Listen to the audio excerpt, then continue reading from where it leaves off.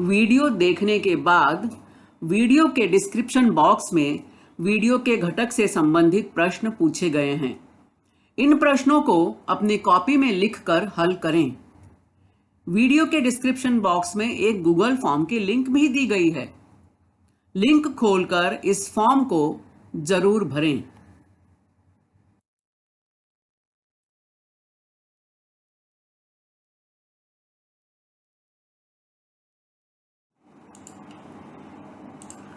अभी जिस लिंक के बारे में मैंने बात की वह लिंक यहाँ दी गई है।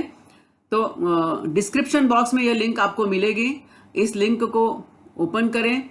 लिंक के ऊपर इस तरह से आपको सूचना भी मिलेगी। अपना अभिप्राय नीचे दी गई लिंक में अवश्य व्यक्त करें। तो इस लिंक को जरूर खोलें। इसमें जो भी प्रश्न पूछे गए हैं उनके उत्तर आपको देने हैं। बहुत ही सरल और सामान्य प्रश्न है, इसलिए आप सभी से विनम्र निवेदन है कि इस लिंक को जरूर जरूर खोलें और इसे भरें।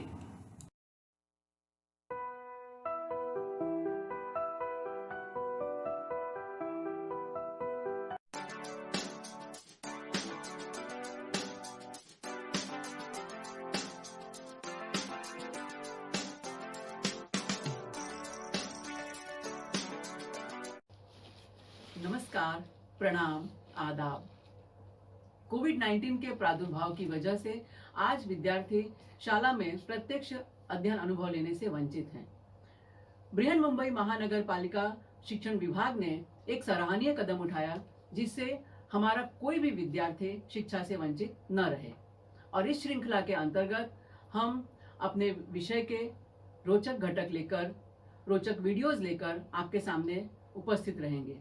और इसी के अंतर्गत मैं श्रीमती पूर्णिमा पांडे आप सभी को वर्चुअल स्टूडियो क्लास में आमंत्रित करती हूं, अपने एक नए विषय के साथ, नए घटक के साथ। तो चलें अपने विषय के संग। भूगोल कक्षा 7वीं पाठ 6 प्राकृतिक प्रदेश। प्राकृतिक प्रदेश की एक झलक हमारी आंखों के सामने। हम जब भी यह शब्द कहते हैं प्राकृतिक प्रदेश, तो एक हरा भरा क्षेत्र हमारी आंखों के सामने घूम जाता है, जहां पहाड़ हैं, नदियां हैं, जंगल हैं, मैदान हैं। प्राकृतिक प्रदेश। नीचे प्रत्येक कथनानुसार कुछ संकेत चिन्ह दिए गए हैं। मैं उपयोग या अनुभव करता हूं। इस कथन के लिए एक संकेत चिन्ह दिया हुआ है टिक मार्क का। दूसरा है मैंने देखा है, उसके लिए एक स्टार का चिन्ह दिया गया है। तीसरा है मुझे जानकारी नहीं है, इसके लिए एक क्रॉस चिन्ह दिया गया है। कुछ चित्र आपकी पाठ्य पुस्तक के अनुसार दिए हुए हैं। चित्रों के समीप की चौखटों में दी गई सूची के अनुसार चिन्ह लगाओ। हमने इसके पहले वो कथन के अनुसार चिन्ह देखे, यानी एक हमने टिक मार्क देखा, मैं उपयोग करता हूं, इसके लिए स्टार देखा हमने, मैंने देखा है, और मुझे जानकारी नहीं है के लिए एक क्रॉस चिन्ह। मैं उपयोग करता हूं टिक मार्क, मैंने देखा है स्टार, और मुझे जानकारी नहीं है उसके लिए क्रॉस का चिन्ह है। अब हम कुछ चित्र देखेंगे। इन चित्रों में जो भी हमें दिखाया गया, हमने इस तरह का घर, निवास के बारे में है, यानी घरों के बारे में है। तो इस तरह का घर हमने देखा है क्या? हमने मतलब आप में से किसी ने देखा है, या कोई ऐसे घर में रहा है क्या? ये कैसा घर है हम देख रहे हैं, तो यदि इस घर को हम ध्यान से देखें तो ये घर कैसा है? तो ये 4 लकड़ियों का आधार दिया है, और इस लकड़ी के आधार के ऊपर बना हुआ घर है। मतलब एक जमीन पे बना हुआ घर नहीं है। हम देख रहे हैं थोड़ा सा 4 खंभों के आधार पर, और खंभे किसके हैं? तो पेड़ों के जो तने हैं उसका खंभा बनाया गया, उसके आधार पर यह घर ऊपर बना हुआ है। अब आप सोचो कि ऐसा घर कहाँ बनता होगा, किस इलाके में बनता होगा। दूसरा हम देख रहे हैं ये ऊंची ऊंची बिल्डिंगें। तो हम मुंबई शहर में रहते हैं। मुंबई शहर में हमने अपने आसपास में इस तरह की बिल्डिंग्स देखी होगी। ये है बर्फ में बना हुआ घर। इस तरह के घरों की जानकारी हमें नहीं है, ना हमने देखा है, ना हमें इसकी कोई जानकारी है। इस तरह के घर हम देख रहे हैं यहाँ पर, ये बंगले नुमा घर हैं। ये घर भी हमने देखे हैं।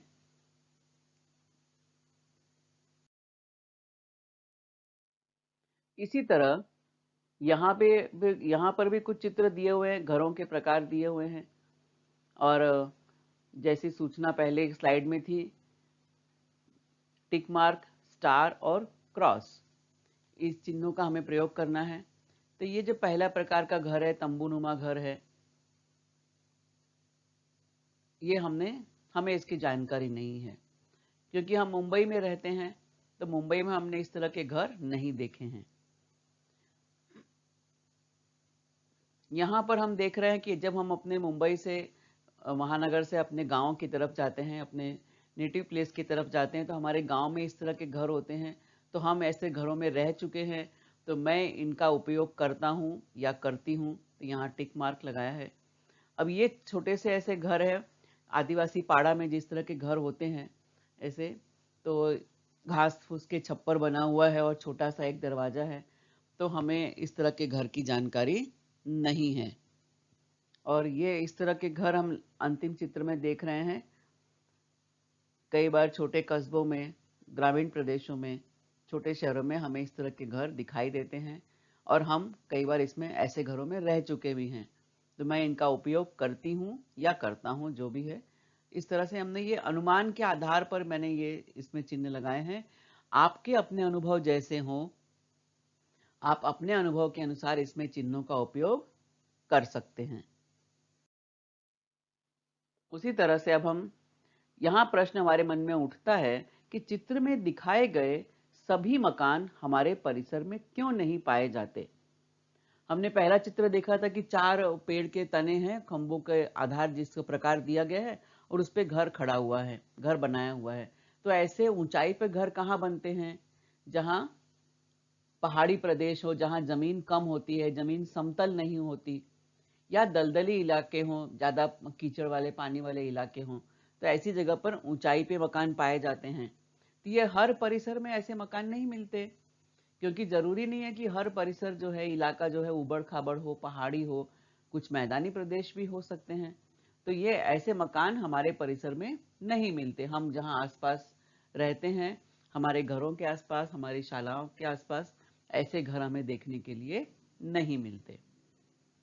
तो इस प्रकार के मकान किन प्रदेशों में होते हैं? मैंने पहले ही चर्चा की आपसे कि पहाड़ी प्रदेश हो, ऊंचाई पे उबड़ खाबड़ जमीन हो जहां पर समतल जमीन न हो, या दलदली प्रदेश हो जहां पे कीचड़ की मात्रा अधिक होती हो। तो इस प्रकार के प्रदेशों में ऐसे मकान मिलते हैं।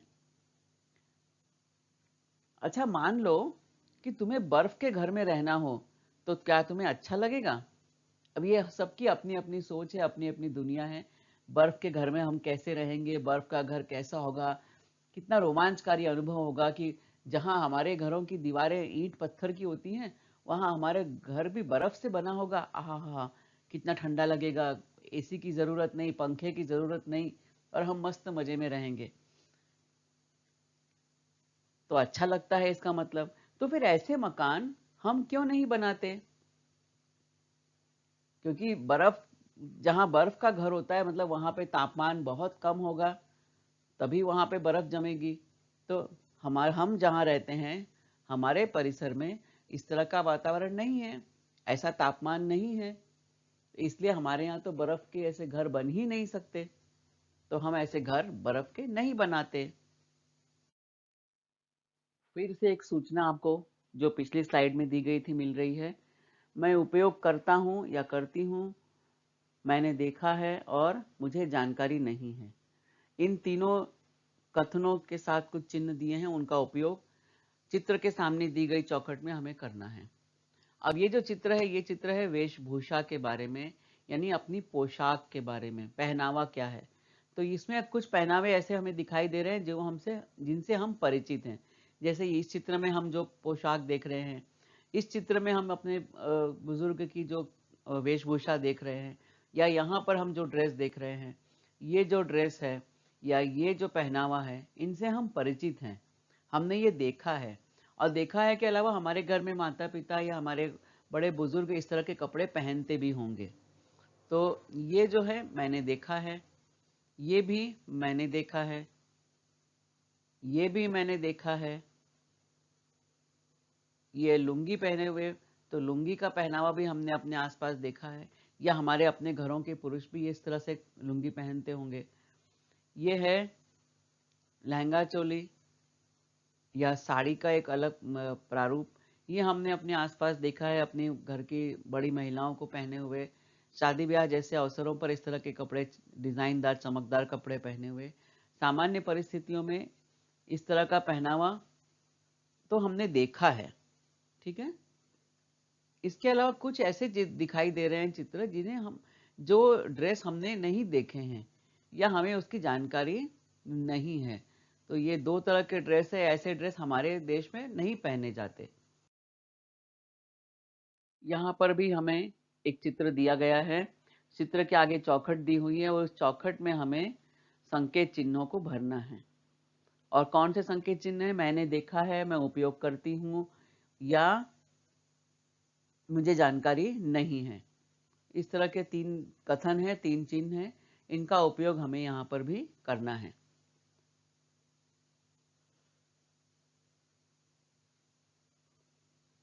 अब ये साड़ी का चित्र हमें लग रहा है।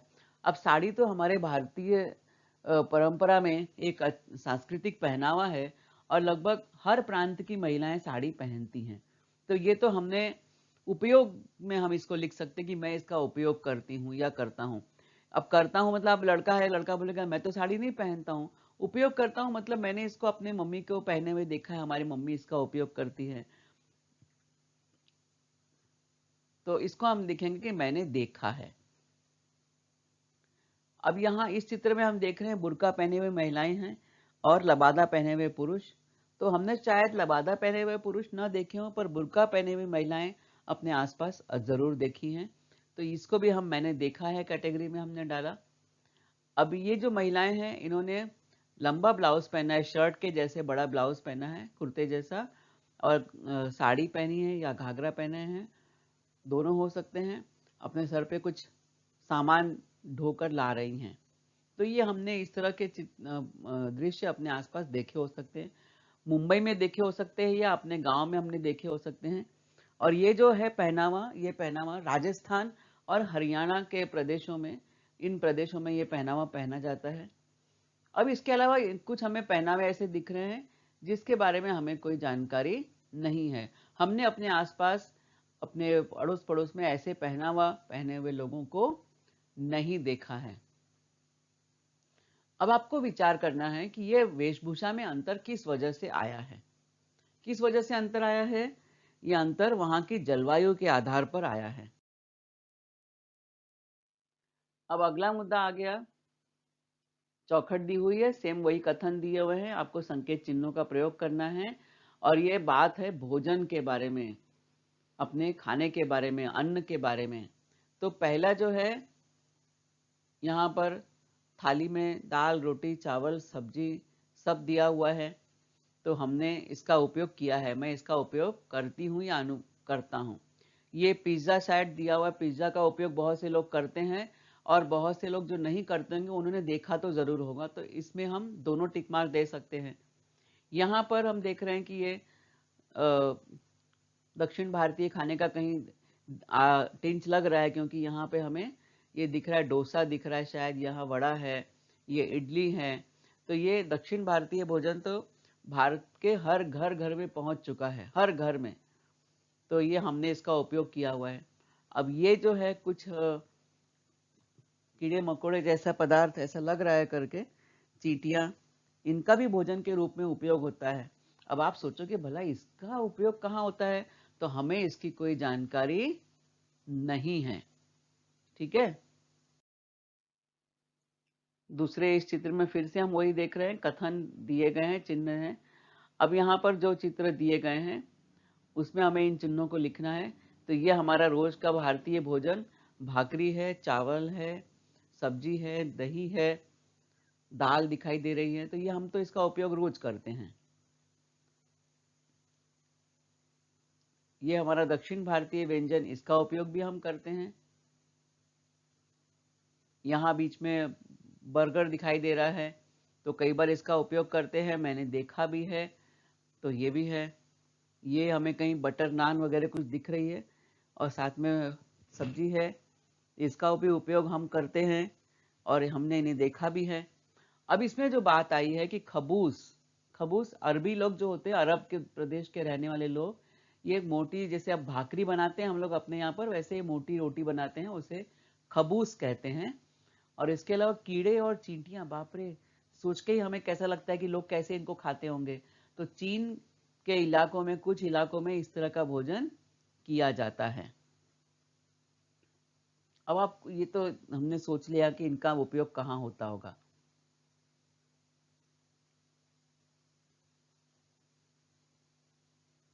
तो ये भोजन की विविधता।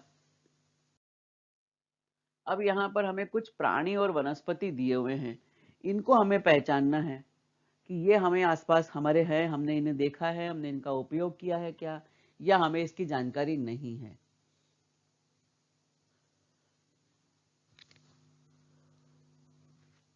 तो ध्यान से देखो बच्चों, तो ये इस तरह का पेड़ तो हमने देखा है अपने आसपास, वो आम का पेड़ लग रहा है मुझे ये, और ऐसे आम के पेड़ तो हमने बहुत देखे होंगे अपने आसपास।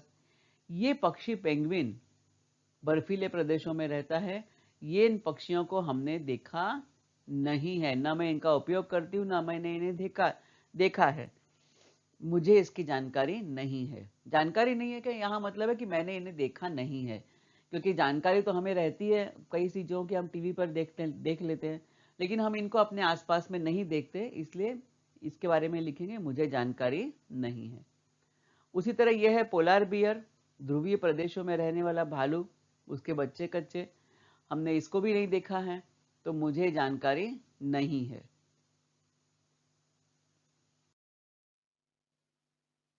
अब यहाँ पर कुछ वनस्पतियां हमें दिखाई दे रही हैं, कुछ प्राणी भी दिखाई दे रहे हैं। अब ये तो लग रहा है कि नारियल का पेड़ है, इसको, ये तो भाई हमारे दक्षिण भारत में तो नारियल के पेड़ को कल्पवृक्ष कहा जाता है। फिर यहाँ पर ऊंट का चित्र दिया हुआ है, तो बहुत से बच्चों ने हमारे आसपास के ऊंट देखा भी होगा, ऊंट की सवारी भी की होगी। तो ये ऊंट दोनों कैटेगरी में आता है, मैं इसका उपयोग करती हूँ या करता हूँ, या इसे मैंने देखा है, दोनों कैटेगरी में ऊंट का हम नाम ले सकते हैं।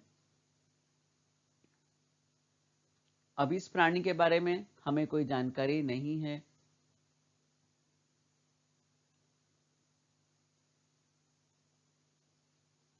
हम देख रहे हैं यहाँ पर जानकारी नहीं है। सभी वनस्पतियां क्या हमारे परिसर में पाई जाती हैं, इस प्रकार की सभी वनस्पतियां? तो नारियल तो हमारे मुंबई के आसपास के क्षेत्रों में दिखाई देता है, लेकिन हमारे ग्रामीण भागों में नारियल का पेड़ उतना नहीं दिखाई देता होगा, फिर भी कहीं ना कहीं हम देख सकते हैं। लेकिन ये ऊंचे पहाड़ों के पास ये चीड़ के पेड़ इस तरह से, तो ये हमारे आसपास के परिसर में ऐसे पेड़ नहीं होते। ये प्राणी, अभी ऊंट को रेगिस्तान का जहाज कहते हैं, तो जहां रेगिस्तान होगा वहां ऊंट की अधिकता होगी। तो इस तरह से हमने ये सोच देखा कि अलग अलग जगह पर अलग अलग प्रकार के पेड़ पौधे पाए जाते हैं, अलग अलग प्रकार की जलवायु हर जगह होती है।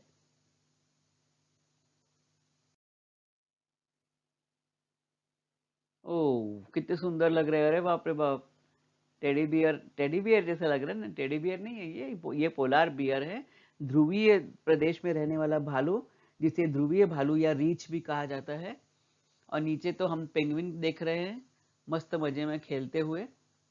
तो क्या हमारे यहाँ के प्राणी संग्रहालय में रीछ, पेंगुइन ऐसे प्राणी रखे जा सकते हैं? क्योंकि पेंगुइन का हम घर कहाँ देख रहे हैं, पेंगुइन हम देख रहे हैं तो पेंगुइन के आसपास तो चारों तरफ बर्फ ही बर्फ है।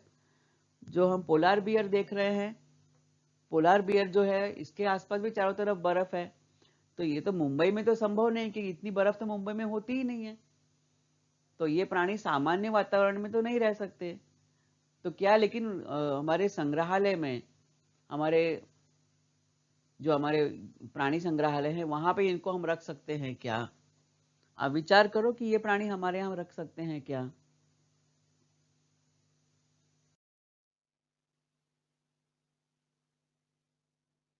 यहाँ पे बहुत सारे चैनल्स के नाम आपको पहचान में आ गए होंगे। National Geographic, Discovery, Animal Planet, BBC Earth, ऐसे बहुत सारे चैनल्स हैं जिन पर हम अपने चारों ओर के परिसर के बारे में जानकारी लेते रहते हैं। और इसके अलावा कुछ अन्य घटक जो संसार में यहाँ वहाँ पाए जाते हैं, हमारे घर के आसपास भले न मिलते हों, लेकिन संसार में, दुनिया में कहीं ना कहीं तो उस तरह के प्राणी होते ही हैं। विविध वन्य जीवों के संदर्भ में शैक्षिक एवं ज्ञानवर्धक जानकारी वाले कार्यक्रम हम दूरदर्शन पर देखते हैं। और दूरदर्शन के अलावा बहुत सारे चैनल हैं, प्राइवेट चैनल्स हैं, इन पर भी हम इस तरह के कार्यक्रम देखते हैं। इन वन्य जीवों के प्रति हमें जिज्ञासा अनुभव होती है। ये जंगल में रहने वाले प्राणी कैसे हैं, क्या करते हैं, इनके पास तो घर नहीं रहता, फिर ये कैसे रहते हैं, ऐसी बहुत सी बातों के बारे में हम सोचते हैं और हमारी जिज्ञासा इनके प्रति बनी रहती है।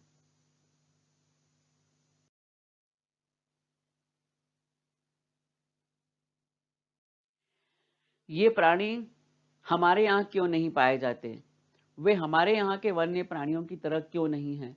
हमारे यहाँ जो जंगल में पाए जाते हैं प्राणी और वो ध्रुव प्रदेश में पाए जाने वाला भालू या पेंगुइन, वो दोनों में एक जैसे क्यों नहीं है? हमारे यहाँ वैसे पेंगुइन जैसे प्राणी क्यों नहीं मिलते? इस पे हमें विचार करना है और इन प्रश्नों का उत्तर खोजने के लिए हम आगे चलते हैं। पृथ्वी के भूस्वरूप, जलवायु तथा मिट्टी की भिन्नता। हमारी पृथ्वी पर अलग अलग तरह के भूस्वरूप मिलते हैं, जमीन का अलग अलग रूप देखने को मिलता है, अलग अलग हिस्सों में अलग अलग प्रकार की जलवायु हम देखते हैं, मिट्टी अलग हम देख ही रहे हैं, तो इनके बारे में हम जानकारी प्राप्त करते हैं। पृथ्वी पर विविध भागों में भूस्वरूप, जलवायु तथा मिट्टी में भिन्नता पाई जाती है। भारत तो इतनी विविधताओं का देश है कि केवल संस्कृति में, बोलचाल में नहीं, उल्लास पर्व में ही नहीं, बल्कि हमारे प्राकृतिक जो हमारे स्थान हैं उनमें भी बहुत सारी विविधता पाई जाती है। यह भिन्नता प्रमुख रूप से उस क्षेत्र में उपलब्ध सूर्य प्रकाश और जल पर निर्भर होती है। बराबर है? ये भिन्नता क्यों होती है, अलग अलग जलवायु क्यों होती है? क्योंकि सूर्य प्रकाश पृथ्वी पर हर जगह समान रूप से नहीं पड़ता। हमने इसके पहले फर्स्ट टर्म में हमने कुछ पाठ पढ़े हैं, पिछली कक्षा में हमने कुछ पाठ पढ़े हैं, उसमें ये जानकारी हमने ली है कि सूर्य का प्रकाश हमारी पृथ्वी पर सर्वत्र समान ढंग से नहीं पड़ता। तो जहाँ पर सूर्य प्रकाश अधिक है वहाँ तापमान ज़्यादा होगा, गर्मी का मौसम रहेगा। जहाँ सूर्य की किरणें एकदम तिरछी पड़ रही हैं वहाँ मौसम ठंडा रहेगा। तो ये जो अंतर है, इस चीज़ को हमें समझना है और इसी के आधार पर ये भूस्वरूप अलग होते हैं, जलवायु अलग होती है। सूर्य प्रकाश एवं जल की उपलब्धता विषुवत रेखा से ध्रुवों तक जाती है। विषुवत रेखा से जैसे जैसे हम ध्रुव की तरफ बढ़ते हैं, ये सब विविधताएं हमें स्पष्ट रूप में नजर आने लगती हैं। और सबसे महत्वपूर्ण मुद्दा है कि भूस्वरूप, जलवायु, मिट्टी, इन तीन घटकों में होने वाले परिवर्तनों का प्रभाव वनस्पति, प्राणी एवं मानवीय जीवन पर पड़ता है। यानी ये जो हम चीजें देख रहे हैं, अलग अलग तरह की जमीन है, मिट्टी है, हवा पानी है, सूर्य प्रकाश है, इनकी उपलब्धता है, इन घटकों में होने वाले परिवर्तन का प्रभाव वनस्पतियों पर पड़ता है, प्राणियों पर पड़ता है और मानवीय जीवन पर भी पड़ता है। अब यहाँ इस चित्र में हम देख रहे हैं, यहाँ अलग अलग ऋतुएं दिखाई देती हैं। यानी एक हरा भरा मौसम है, पत्ते झड़ गए हैं, पत्ते सूख गए हैं, बर्फ गिरी हुई है। यानी अलग अलग सीजन के ऋतुओं के बारे में जानकारी हमें मिलती है।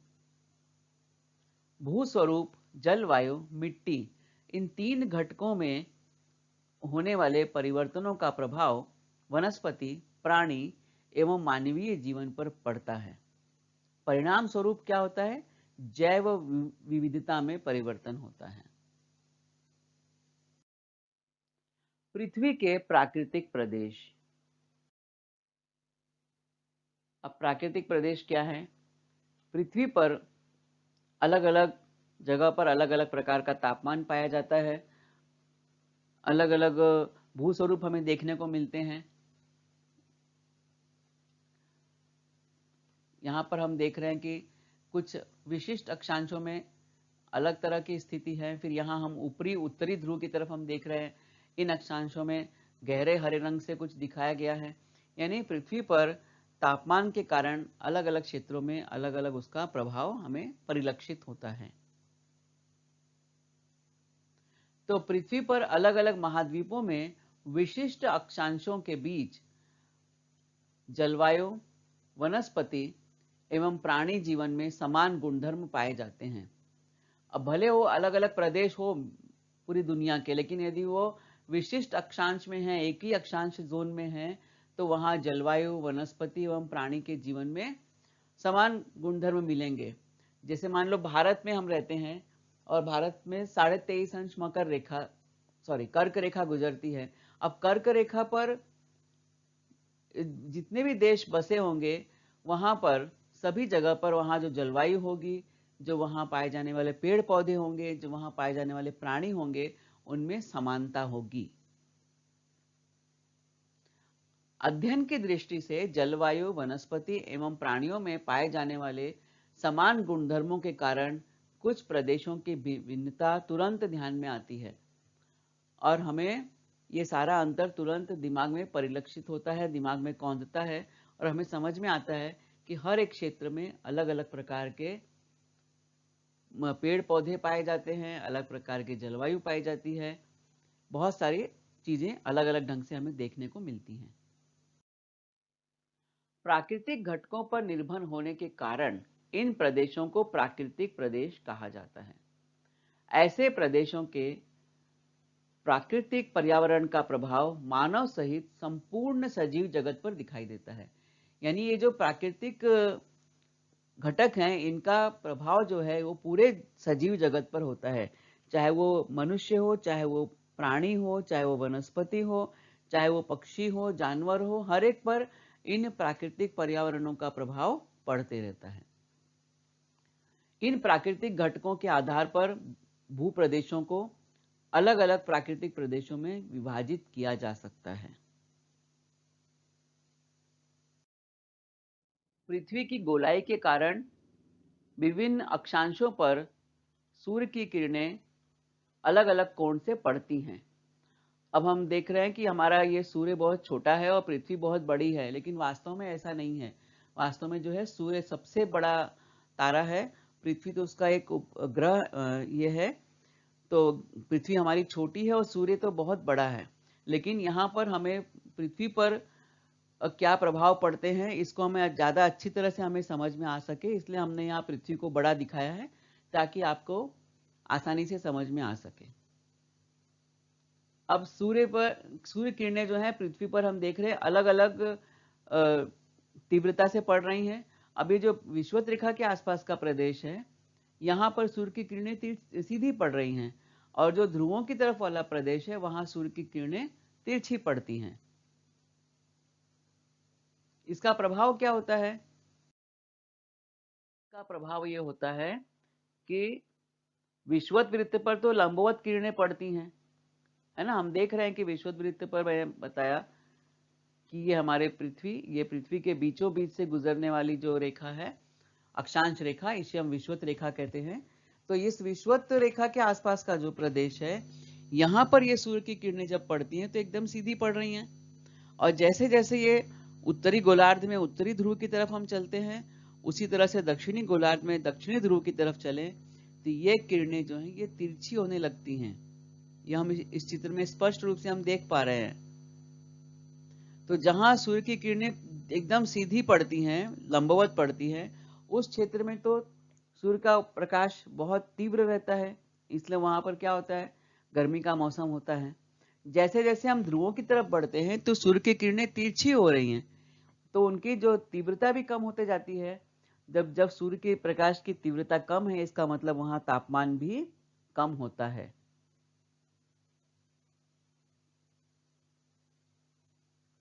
अब हम देख रहे हैं कि जहां पर सूर्य की किरणें लंबवत पड़ रही हैं, वहां पर प्रखरता है, एकदम तेजी से तेज किरणें पड़ रही हैं तो वहां पे गर्मियों का मौसम होता है, तापमान अधिक होता है।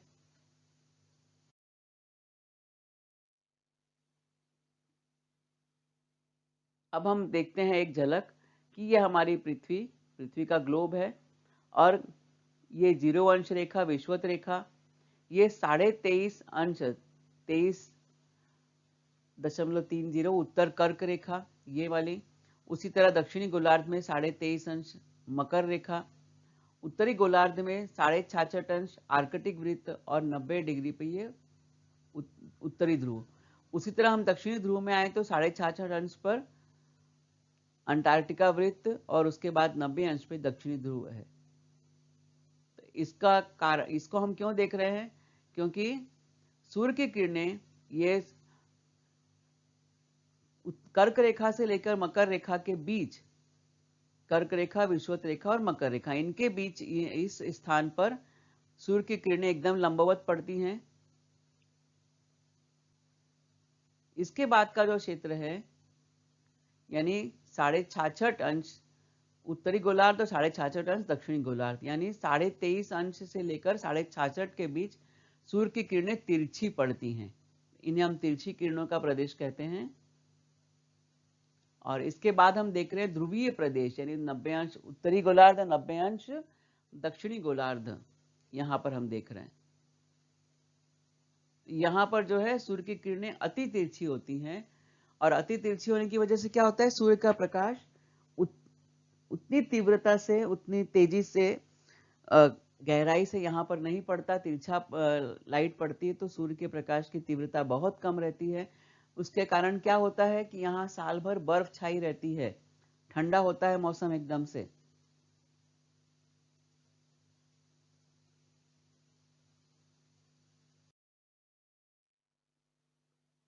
पृथ्वी के सभी स्थानों पर सूर्य की उष्णता असमान होती है, यह भी हमने देखा।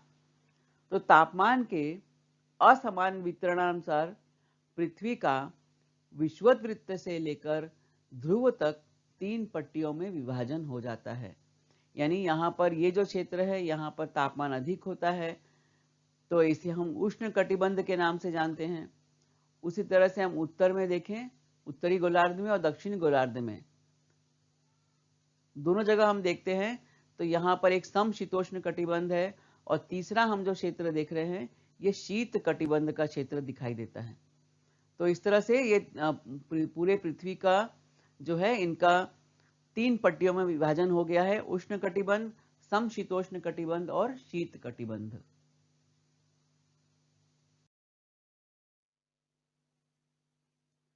अब तापमान के असमान वितरणानुसार पृथ्वी का विषुवत वृत्त से लेकर ध्रुव तक 3 पट्टियों में विभाजन हो गया। तो विषुवत वृत्त के आसपास कर्क रेखा से लेकर मकर रेखा के बीच तक में ये मोस्टली रेगिस्तानी प्रदेश, मरुस्थल प्रदेश पाए जाते हैं अधिकांश। उसके ऊपर हम जब समशीतोष्ण कटिबंध में पहुंचते हैं तो वहां सदाबहार वन पाए जाते हैं और ध्रुवीय प्रदेश में हम देखते हैं इस तरह से चारों तरफ बर्फ छाई होती है।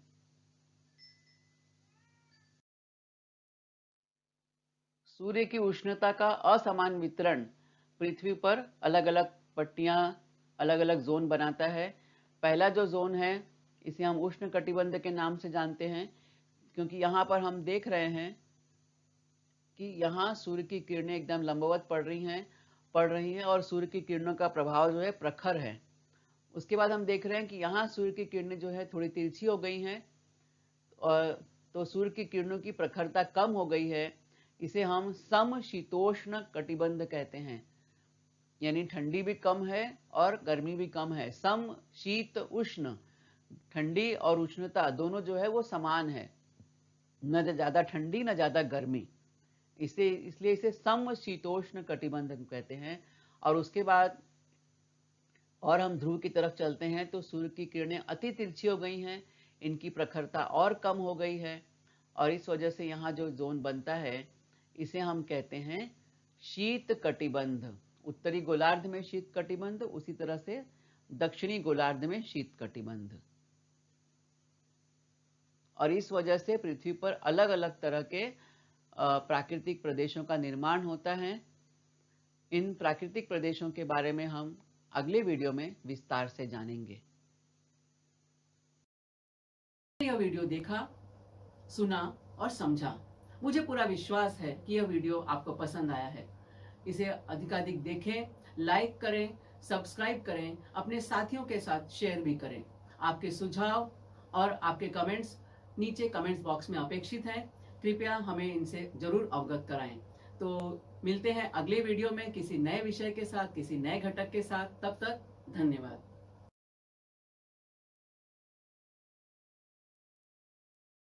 तो मिलते हैं अगले वीडियो में, तब तक के लिए धन्यवाद।